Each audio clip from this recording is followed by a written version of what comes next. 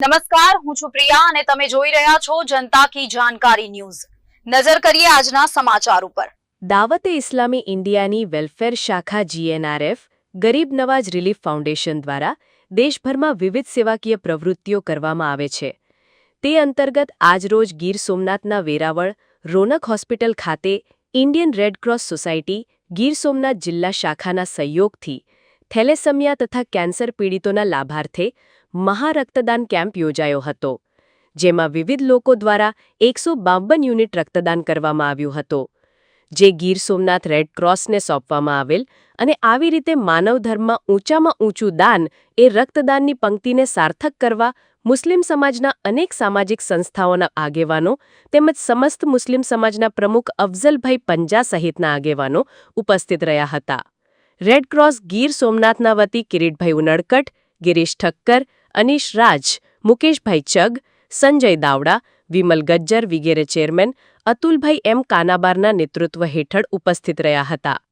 Red ક્રોસના technical staff દ્વારા સમગ્ર આયોજનને સફળ બનાવવા સુંદર સેવા આપવામાં આવી હતી અને આવી જ રીતના ગીર સોમનાથમાં રક્તની જરૂરિયાતને પહોંચી વળવા હર હંમેશા દરેક સમાજના લોકો આગળ આવી અને રક્તદાન કરવા કેમ્પ યોજવા રેડ ક્રોસ ગીર સોમનાથ દ્વારા આહવાન કરવામાં આવ્યું હોવાનું જોઈન્ટ સેક્રેટરી અનીશ રાજચની એક યાદીમાં જણાવ્યું છે।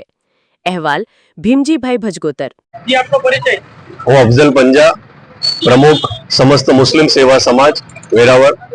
આજરોજ તારીખ 10/8/2025 ના રોજ દાવત ઇસ્લામી ઇન્ડિયા તરફથી ચાલનારી જે NGO છે ગરીબ નવાઝ રિલીફ ફાઉન્ડેશન, તેના માર્ગદર્શન અને તેની અંડરમાં રેડ ક્રોસ સોસાયટીના સહકારથી એક ખૂબ સરસ મજાનું બ્લડ ડોનેશન કેમ્પનું આયોજન કરવામાં આવેલું છે।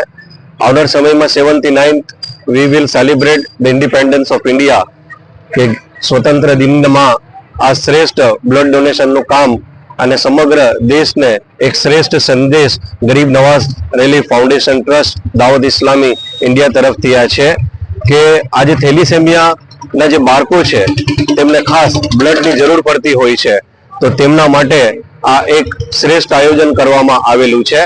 અને દાવત ઇસ્લામીની જે GNRF સંસ્થા છે તે હંમેશા લોક ઉપયોગી કામમાં અગ્રેસર રહેતી હોય છે। જ્યારે હમણાં થોડા સમય પહેલા ઓપરેશન સિંદૂરની અંદર જે અમારા ભારતીય સૈનિકો શહીદ થયા અને જે પ્રવાસીઓ હાલાક થયા તેમને પણ જ્યારે બ્લડ ડોનેશનની જરૂર પડી તો સમગ્ર ભારતની અંદર GNRF ટીમે એ ખૂબ અગ્રેસર રહી અને એટલું જ નહીં, વેરાવળ શહેરમાં પણ જ્યારે મણિબેન કોટક સ્કૂલની અંદર બ્લડ ડોનેશનનું